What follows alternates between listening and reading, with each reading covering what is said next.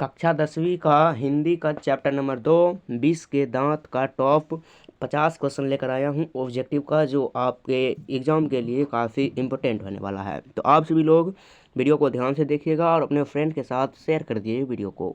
चलिए, आज का पहला नंबर प्रश्न पढ़िए आप सभी लोग। 20 के दांत कहानी के रचयिता कौन है? 20 के दांत कहानी के रचयिता अमरकांत झा हो जाएंगे। कौन हो जाएंगे? अमरकांत। ऑप्शन नंबर ए आपका सही जवाब हो जाएगा यहाँ पर। अगला प्रश्न देखिए, 20 के दांत कहानी में मुख्य परिवार का नाम क्या है? 20 के दांत कहानी में परिवार का नाम हो जाएगा सैन्य परिवार। क्या होगा? सैन्य परिवार। ऑप्शन नंबर ए यहाँ पर करेक्ट आंसर हो जाएगा। आगे देखिए, सैन्य परिवार में लड़कियों के साथ वे कैसे व्यवहार करते थे? लड़कियों के साथ कठोर अनुशासन और पाबंदियां थी, ताकि वो स्कूल ना जा सके या पढ़ाई ना कर सके, वैसी इस प्रकार की उसकी लड़कियों पर पाबंदियां थी सैन्य परिवार में। ऑप्शन नंबर बी हो जाएगा बिल्कुल करेक्ट आंसर। नेक्स्ट क्वेश्चन देखिए, सैन्य परिवार का एकमात्र पुत्र कौन था? सैन्य परिवार का एकमात्र पुस्तक खोखा, जिसका नाम रियल नाम था कासू। ऑप्शन नंबर सी होगा करेक्ट आंसर। अगला प्रश्न देखिएगा, सवाल नंबर 5, खोखा का दूसरा नाम कासू हो जाएगा। अभी बताया खोखा का दूसरा नाम क्या हो जाएगा? कासू। Option number C correct answer हो जाएगा। अगला सवाल, सैन्य साहब अपनी बेटियों को क्या मानते थे, जैसा कि कहानी में बताया गया है? सैन्य साहब अपनी बेटियों को क्या मानते थे? तो कठपुतलियां मानते थे, कठोर रूप से नियंत्रित करते थे अपनी बेटियों पर। ऑप्शन नंबर बी हो जाएगा राइट आंसर। अगला प्रश्न, कहानी में मदन का क्या रोल है? कहानी में मदन का क्या रोल है? तो गिरधर का बेटा है, जिस पर सैन्य परिवार का अविश्वास है। गिरधर का बेटा है, जो गिरधर उस सैन्य परिवार के यहाँ काम करता था, उसका बेटा है मदन।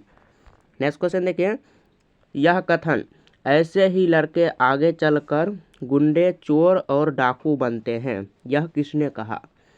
गुंडे, चोर और डाकू बनते हैं, यह कथन किसने कहा? तो सैन्य साहब ने कहा था। ऑप्शन नंबर ए होगा करेक्ट आंसर। किसे कहा था? तो मदन को कहा था। अगला प्रश्न, 20 के दांत शीर्षक की कहानी किस प्रकार की है? 20 के दांत शीर्षक तो सामाजिक कहानी हो जाएगा। कौन सी कहानी हो जाएगा? सामाजिक कहानी। आगे देखिए, सैन्य परिवार में लड़कियां किस तरह उठती बैठती, जैसा लेखक कहता है? लेखक निर्देशानुसार, यानी कि उसके सैन्य परिवार में लड़कियों पर कठपुतलियों की तरह उस पर शासन किया जाता था। अगला प्रश्न, कहानी में महल और झोपड़ी की लड़ाई किस बात का प्रतीक है? महल और झोपड़ी की लड़ाई अमीर और गरीब में सामाजिक असमानता। अमीर और गरीब में सामाजिक असमानता। ऑप्शन नंबर ए बिल्कुल सही जवाब हो जाएगा। आगे देखिए, 20 के दांत शीर्षक किस बात की इंगित करता है? 20 के दांत शीर्षक किस बात की ओर इंगित करता है? तो किस बात की? तो सामाजिक 20, अमीर गरीब का जो भेदभाव है, उसकी तरफ 20 के दांत कहानी के शीर्षक अमरकांत जी अंकित करते हैं। आगे प्रश्न देखिए, कहानी में किस प्रकार का वाक्य ढांचा ज़्यादा प्रयोग किया गया है? वाक्य ढांचा वर्णनात्मक वाक्य ज़्यादा प्रयोग किया गया है। ऑप्शन नंबर डी हो जाएगा करेक्ट आंसर। नेक्स्ट क्वेश्चन देखिएगा, सैन्य परिवार का बेटा क्यों नाउम्मीद बुढ़ापे की आंख का तारा कहा गया? सैन्य परिवार का बेटा क्यों नाउम्मीद आंखों का तारा कहा गया? क्योंकि कहा गया क्योंकि वह संतानोत्पत्ति की आखिरी उम्मीद था। ऑप्शन नंबर बी हो जाएगा करेक्ट आंसर। आगे देखिए, परिवार में लड़कियों को किस रूप से देखा जाता था? कहानी के अनुसार लड़कियों को बंदिशों वाला जीवन, यानी कि कठपुतलियाँ। ऑप्शन नंबर बी हो जाएगा बिल्कुल सही आंसर। आगे देखिए, कहानी में अमीरों का किस प्रकार का जीवन दिखाया गया? अमीरों का किस प्रकार का जीवन दिखाया गया? दिखावटी और कृत्रिम सफ़ेद पोश, यानी कि अमीरी का दिखावा करना कहानी में दिखाया गया है। दिखावा करना और कृत्रिम रूप से अमीरी दिखाई देना। आगे देखिए, जब सैन्य परिवार को बेटा संतान मिली तो उनकी प्रतिक्रिया कैसी थी। जब सैन्य परिवार को संतान में बेटा उत्पन्न हुआ तो प्रसन्न थी। ऑप्शन नंबर ए होगा सही आंसर। आगे देखिए, कहानी का केंद्रीय विषय क्या है। कहानी का केंद्रीय विषय सामाजिक अन्याय और भेदभाव। कहानी का केंद्रीय विषय हो जाएगा सामाजिक अन्याय और भेदभाव। नेक्स्ट क्वेश्चन देखिए, विष के दांत में मुख्य रूप से किसका विरोध किया गया है।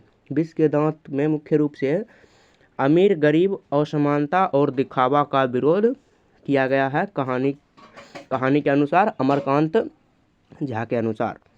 आगे देखिए, यह कहानी किस धारा से संबंधित है। विष के दांत कहानी किस धारा से संबंधित है। तो यथार्थवादी समाजवादी सामाजिक कहानियों से संबंधित है। ऑप्शन नंबर बी हो जाएगा बिल्कुल सही आंसर। नेक्स्ट क्वेश्चन देखिए, कहानी के अनुसार सैन्य परिवार की जीवन शैली कैसी थी।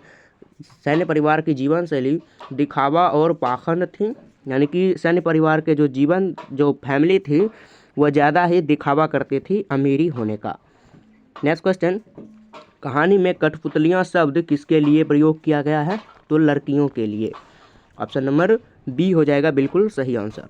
नेक्स्ट क्वेश्चन, विष किस प्रतीक के रूप में उपयोग हुआ। विष किस प्रतीक के, यानी कि विष किस प्रतीक के रूप में। तो सामाजिक विष असमानता और अन्याय। सामाजिक विष असमानता और अन्याय के रूप में जो है कि प्रतीक किया गया। नेक्स्ट क्वेश्चन देखिए, कहानी में निम्न में से कौन सा पात्र नहीं है। कहानी में सेन साहब हैं, गिरधर है और मदन। तो ऑप्शन नंबर डी हो जाएगा राकेश नहीं है। तो ऑप्शन नंबर डी हो जाएगा करेक्ट आंसर। नेक्स्ट क्वेश्चन देखिए, सैन्य परिवार में बेटा होने की खुशी क्यों थी। सैन्य परिवार में बेटा होने की खुशी क्यों थी। क्योंकि संतान उत्पत्ति की आखिरी उम्मीद के लिए। ऑप्शन नंबर सी हो जाएगा सही आंसर। आगे देखिए, कहानी में सोफर का कौन था। कहानी में सोफर का कौन था। तो ड्राइवर था। सोफर कौन था, ड्राइवर था। ऑप्शन नंबर बी हो जाएगा बिल्कुल सही आंसर।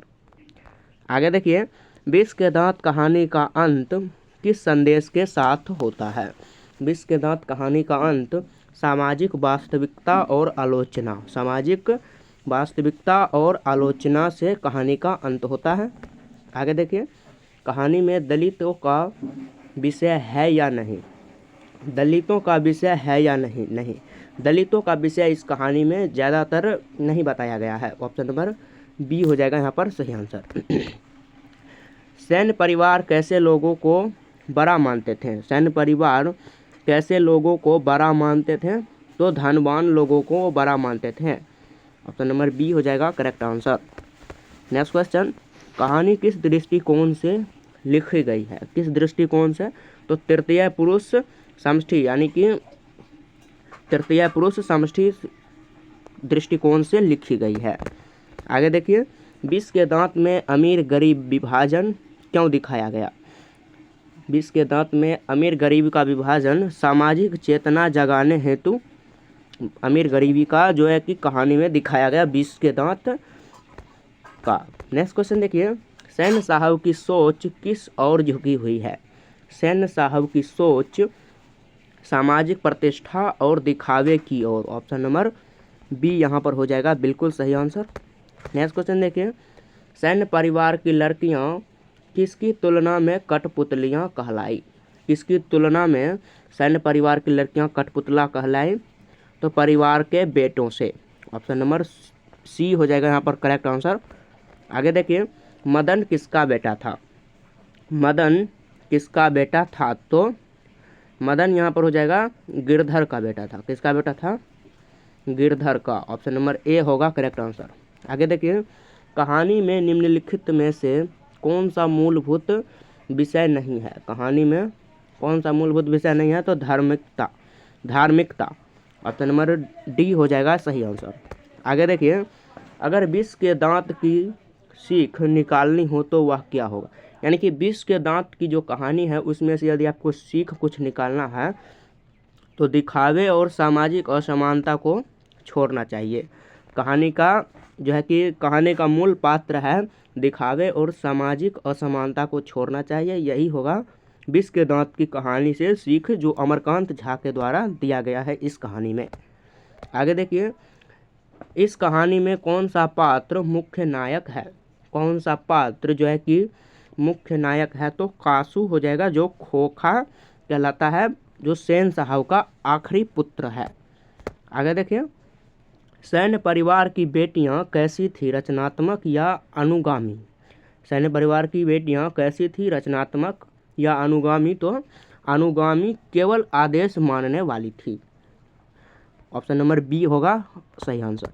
आगे देखिए, कहानी में अमीरों की मानसिकता किस रूप से प्रस्तुत की गई?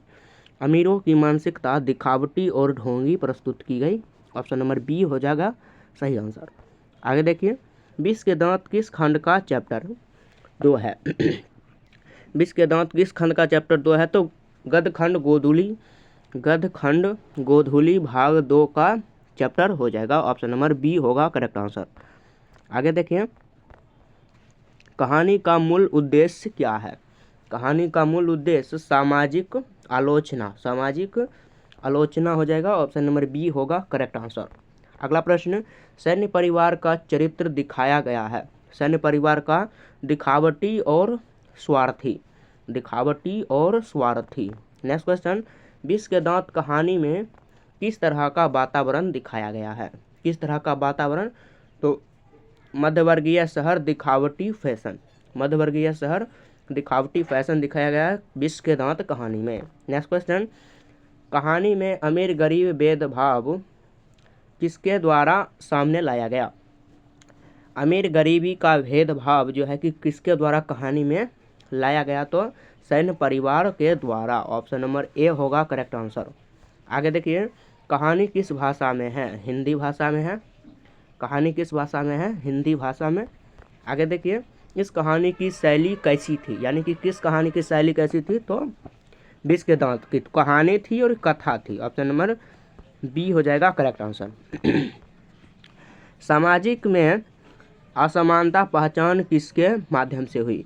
कहानी में सामाजिक असमानता पहचान किसके द्वारा हुई? तो संपत्ति और दिखावे से सामाजिक असमानता की पहचान हुई। नेक्स्ट क्वेश्चन, विष के दांत कहानी का पाठखंड कौन सा है? पाठखंड गोधूली भाग 2 हो जाएगा, गोधूली भाग 2। आगे देखिए, इस कहानी में मुख्य संदेश क्या निकलता है? कहानी में मुख्य संदेश दिखावा समाज को नष्ट करता है। ऑप्शन नंबर ए हो जाएगा सही आंसर। लास्ट क्वेश्चन है ये, विष के दांत पढ़ने के बाद पाठक क्या सीख लेते हैं? पाठक से क्या सीख लेते हैं? तो सामाजिक असमानता और इंसानियत। ऑप्शन नंबर बी हो जाएगा करेक्ट आंसर। आज के लिए इतना ही, मिलते हैं चैप्टर नंबर 3 में। इस कहानी का हिंदी का गोधूली भाग 2 चैप्टर नंबर 3 में मिलते हैं। तब तक के लिए आप लोग वीडियो को लाइक कर दीजिए और चैनल पर यदि नए हो तो चैनल को सब्सक्राइब कर लीजिए। अपने फ्रेंड के साथ भी शेयर कर दीजिए। तब तक के लिए जय हिंद, जय भारत।